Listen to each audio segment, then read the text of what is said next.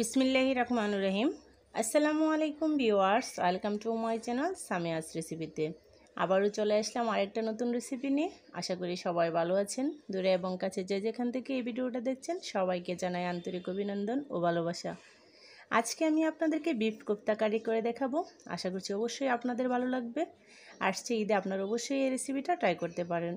যাদের কাছে রেসিপি ভালো লাগবে তারা অবশ্যই পেজ ফলো করে আমার পাশে থাকবেন, আর ভিডিও ভালো লাগলে সবার সাথে শেয়ার করে অন্যকে দেখার সুযোগ করে দেবেন। প্রথমে আমি নিয়ে নিলাম এখানে গরুর মাংস। তো আমি ব্লেন্ডারে দিয়ে মাংসটাকে মিহি করে পেস্ট করে নিয়েছি। তারপর দিয়ে দিচ্ছি 1 চামচ রসুন বাটা আর হাফ চামচ আদা বাটা। তারপর আমি দিয়ে দেবো এখানে স্বাদ মতো লবণ, হাফ চামচ মরিচের গুঁড়া, হাফ চামচ জিরের গুঁড়া, হাফ চামচ হলুদের গুঁড়া আর হাফ চামচ গরম মশলা। সবগুলো উপকরণ আমি একসাথে মিশিয়ে নেব। তারপর দিয়ে দিচ্ছি আমি পেঁয়াজ কুচি আর কাঁচামরিচ কুচি। তো এখানে আমি পেঁয়াজের পরিমাণটা একটু বাড়িয়ে নিয়েছি, তো আপনারা চাইলে এখানে পেঁয়াজ বেরেস্তাও ইউজ করতে পারেন। তারপরে সবগুলো উপকরণ আমি মিশিয়ে নেব। এখন আমি দিয়ে দিচ্ছি এখানে কিছু পাউরুটি। তো পাউরুটিটাকে আমি ভিজিয়ে পানিটায় নিংড়ে নিয়েছি। তো এখন আমি হাত দিয়ে ভালো করে এটাকে মেখে নেব। এই কোফতা কারিটা খেতে খুবই সুস্বাদু। তো আপনারা অবশ্যই এই ঈদে আপনারা এই রেসিপিটা ট্রাই করতে পারেন। এখন আমি দিয়ে দিচ্ছি এখানে 2 চামচ বেসন। তো বেসনটাকে আমি শুকনো তাওয়ায় টেলে নিয়েছি। তো তারপর আবারও হাত দিয়ে আমি এই পুরটাকে ভালো করে মেখে নেব।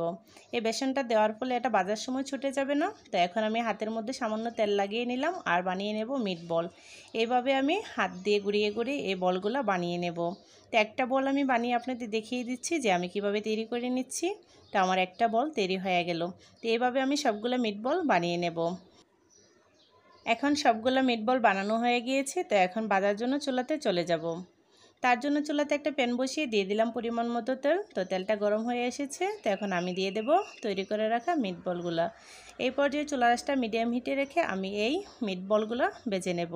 তো যারা এমনিতেই খালি খেতে চান এই মিট বলগুলো তারা একটু অল্প আঁচে রেখে মুচমুচে করে ভেজে নেবেন। এমনিতেই খেতেও এটা খুবই সুস্বাদু হয়। তো এখন আমি অল্প আছে এই মিট বলগুলো ভেজে নিচ্ছি। তো এখন খুব সুন্দর একটা কালার চলে এসেছে। তো এখন আমি নামিয়ে একটা সাইডে রেখে দেব। তারপর আবারও এই প্যানের মধ্যে এই বাড়তি তেলের মধ্যে আমি দিয়ে দিচ্ছি তেজপাতা, এলাচ, দারচিনি আর গোলমরিচ আর লবঙ্গ। তো সবগুলোকে একটু ভেজে নেব। তারপর দিয়ে দিচ্ছি আমি এখানে 1 কাপ পেঁয়াজ কুচি। তারপর পেঁয়াজ কুচিটাকে আমি ভালো করে ব্রাউন কালার করে ভেজে নেব। এখন পেঁয়াজটা খুব সুন্দর করে ভাজা হয়ে গিয়েছে। এখন আমি অ্যাড করে নেব অন্যান্য মশলা।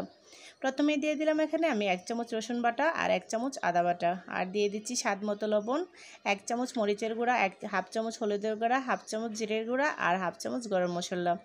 এখন একটু পানি দিয়ে আমি মশলাটাকে ভালো করে কষিয়ে নিয়েছি। তো এখন দিয়ে দেবো এখানে ফেটিয়ে রাখা টক দই। টক দইটা দিয়ে আমি আবারও কিছুক্ষণ এই মশলাটাকে ভালো করে কষিয়ে নেব।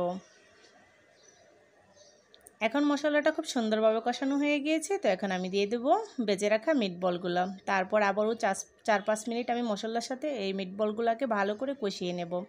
তারপর দিয়ে দেবো আমি 1 কাপ ফুটন্ত গরম পানি। গরম পানিটা দিয়ে আমি এটাকে আরও কিছুক্ষণ রান্না করে নেব। তো আসছে ঈদে সবার হাতের কাছেই গরুর মাংস থাকবে। তো আপনারা অবশ্যই এই রেসিপিটা ট্রাই করবেন। আর রেসিপি ভালো লাগলে লাইক কমেন্ট করতে ভুলবেন না। এখন আমার এই গ্রেভিটা ঘন হয়ে এসেছে। তো আমি দিয়ে দিলাম সামান্য কিছু কাঁচামরিচ কুচি। তারপর চুলার আঁচটা একদম লো হিটে রেখে আমি আরও 5 মিনিট রেখে কুক করে নেব। এ পর্যায়ে আমার এই কোফতা কারি রেডি হয়ে গিয়েছে। তো এখন আমি আপনাদের সার্ভ করে দেখাচ্ছি। মাশাআল্লাহ কত সুন্দর হয়েছে আমার এই বিফ কোফতা কারিটা। আশা করছি অবশ্যই আপনাদের ভালো লেগেছে। যাদের কাছে আমার রেসিপি ভালো লাগবে তারা অবশ্যই আমার পাশে থাকবেন। আমার চ্যানেলে এরকম নিত্য নতুন সহজ মজাদার রেসিপি পেতে প্লিজ চ্যানেলটাকে সাবস্ক্রাইব করে পাশে থাকবেন। ভিডিও ভালো লাগলে আবারও বলছি সবার সাথে শেয়ার করে নেবেন। এখন আমি একটা মিট বল আপনাদের কেটে দেখিয়ে দিচ্ছি যে ভিতরটা কত সফট হয়েছে। মাশাআল্লাহ দেখতে যেমন সুন্দর হয়েছে খেতে তেমনই অসাধারণ। আশা করছি আবার দেখা হবে অন্য কোনো রেসিপিতে। সেই পর্যন্ত সবাই ভালো থাকবেন। আল্লাহ।